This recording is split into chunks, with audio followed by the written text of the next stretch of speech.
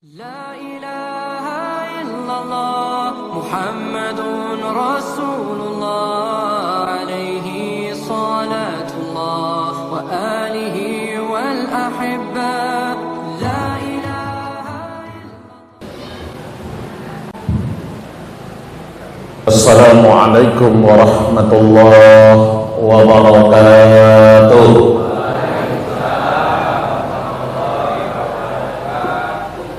Moga-moga yang jawab salamnya semangat, insyaallah jadi calon penghuni surga semua. Assalamualaikum warahmatullahi wabarakatuh.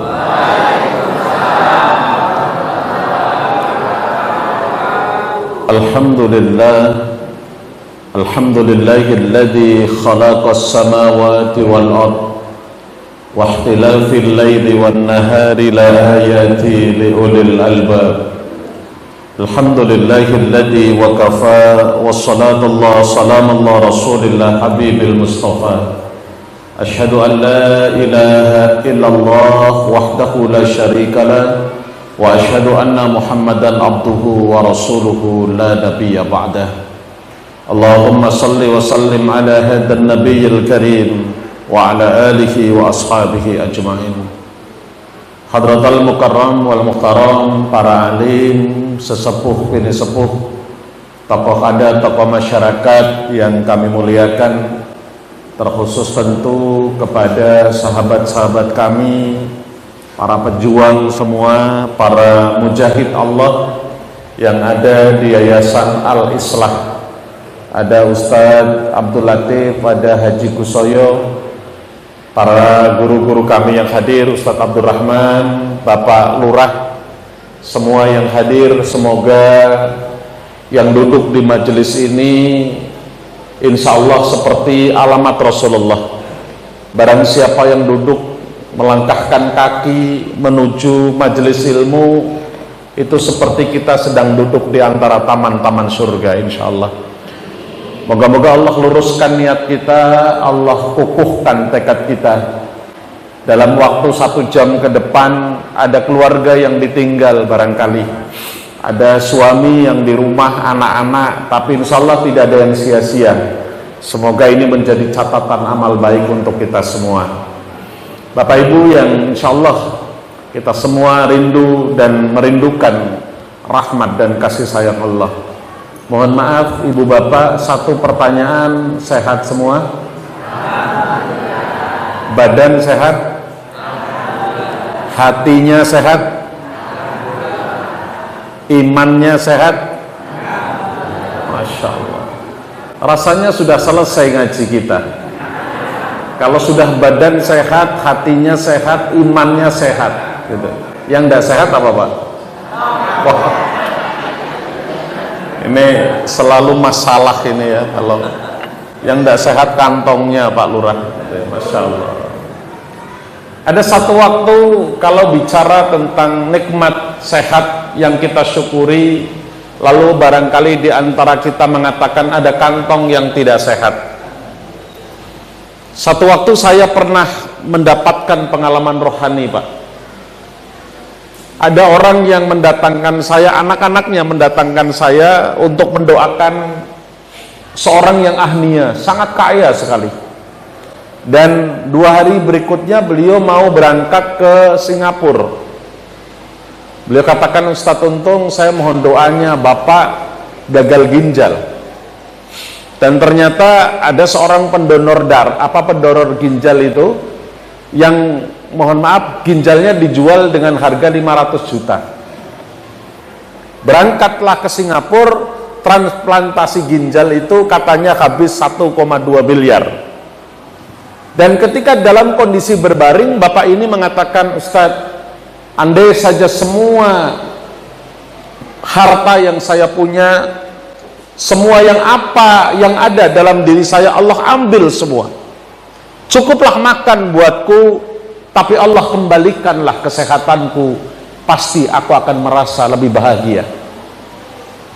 Dan persepsi bahagia ini bapak-bapak, makanya dalam Quran itu kan seringkali disindir, waja'ala lakumus sam'a wal absara wal af'ida qalilan ma tashkurun.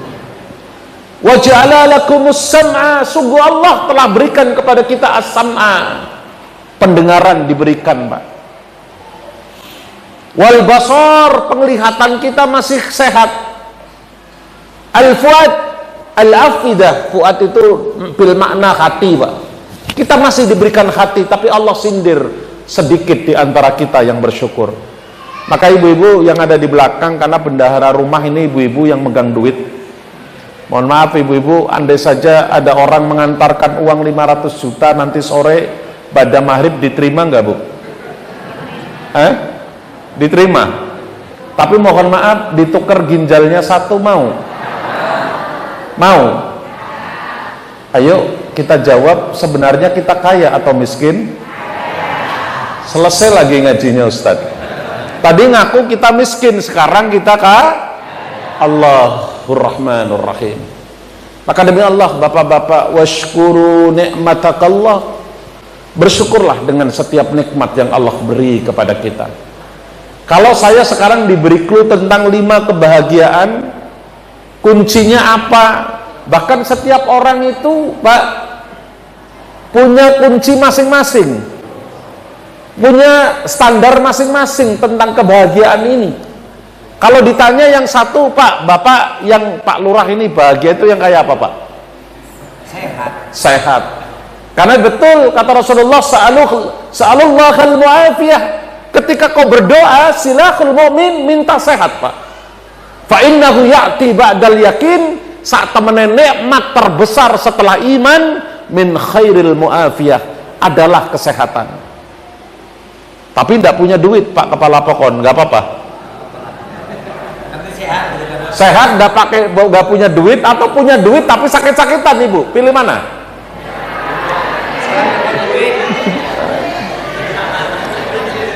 Tuh, mohon maaf, Pak Haji Kusyoyo, yang namanya sehat menurut Pak Haji yang kayak apa? Yang namanya bahagia itu yang kayak apa? Sehat dalam ketaatan. Sehat dalam ketaatan, sudah nambah ketaatan.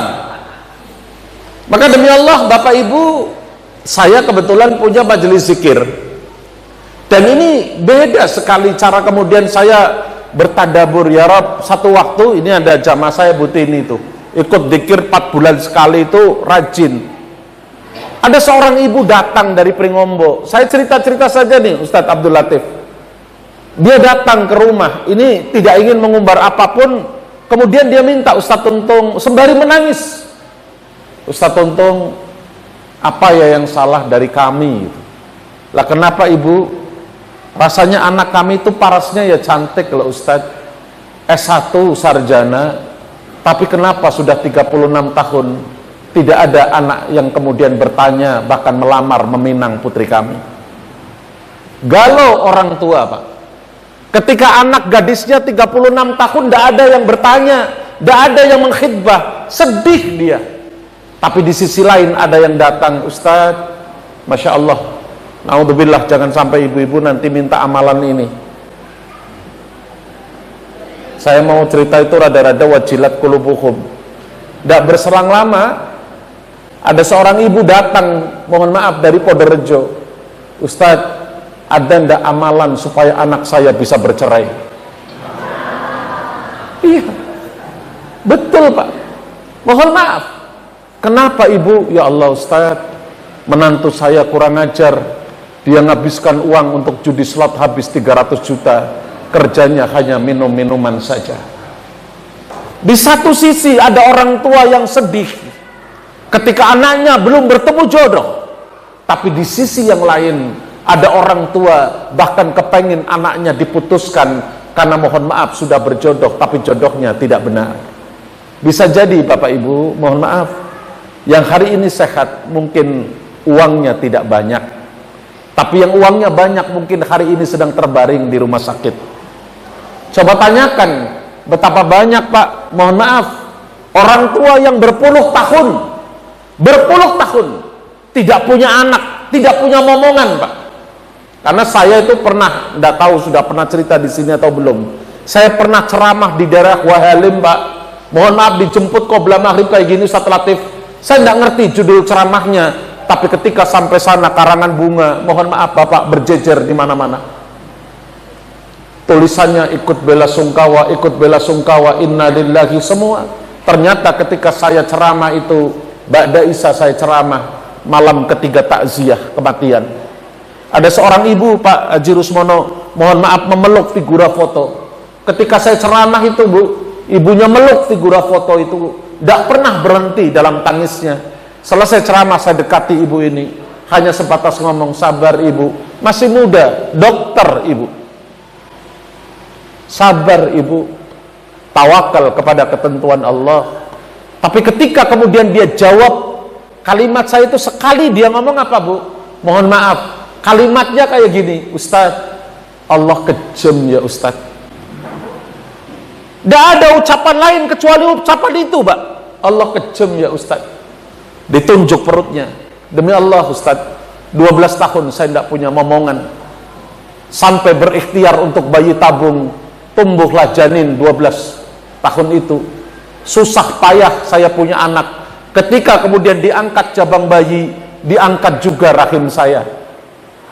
Bayi diangkat, rahim diangkat, karena memang ada kista akut di dalam perutnya.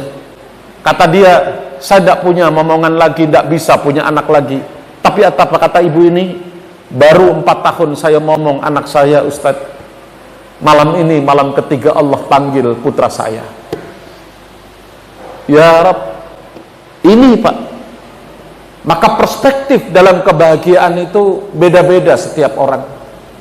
Ada orang, mohon maaf, saya pernah dengar ceramah seorang ulama, ya, kata Gus Baha itu, ada orang petani Pak, ngopi dia jam 9 setelah nyangkul, makan singkong, dia nyawang orang kemudian berangkat ke Pemda Pringsewu barangkali, pakai plat merah mobilnya Innova.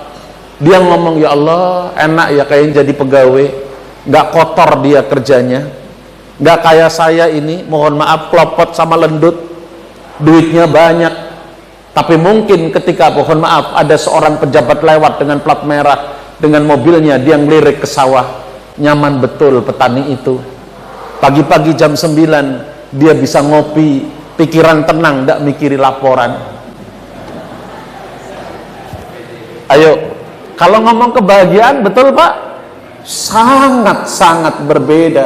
Coba Bapak Ibu, rindu seorang dengan kehadiran momongan anak. Sekian lama dia berharap, berdoa, ya Rabb, seperti doanya Ibrahim supaya dapat Nabi Ismail. Dikaruniailah anak. Banyak orang sedih ketika dia tidak punya anak, tapi hari ini banyak orang tua sedih karena anak. Setuju Pak?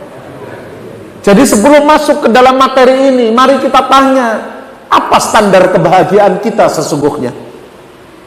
Apa yang membuat kita bahagia sementara lahir, Pak? Oe, itu Pak. Diangkat jabang bayi kita. Allahu Akbar, Allahu Akbar. Sedikit pun tidak ada helai benang di tubuh kita. Dan besok kita pun mati, mohon maaf, tidak membawa apa-apa. Hanya sebatas 12 meter kain kafan, Pak. Kalau ditanya sama Pak Lurah, yang korupsi itu, yang makan uang rakyat itu orang-orang kaya loh Pak. Betul? Mobil sudah ada, harta sudah miliaran, LHKPN miliaran. Tapi kemudian tetap saja dia merasa tidak cukup dengan apa yang dia dapatkan. Lalu apa yang membuatmu bahagia, hai manusia? Sementara Nabi terkasih kita tidurnya hanya dengan pelepah kurma.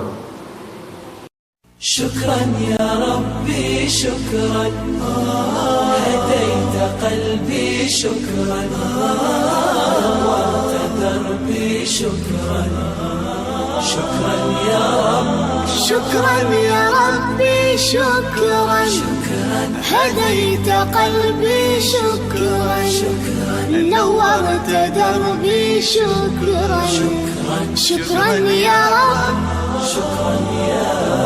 يا منزل القرآن يا خالق الإنسان يا رب يا رحمن شكرا يا رب شكرا يا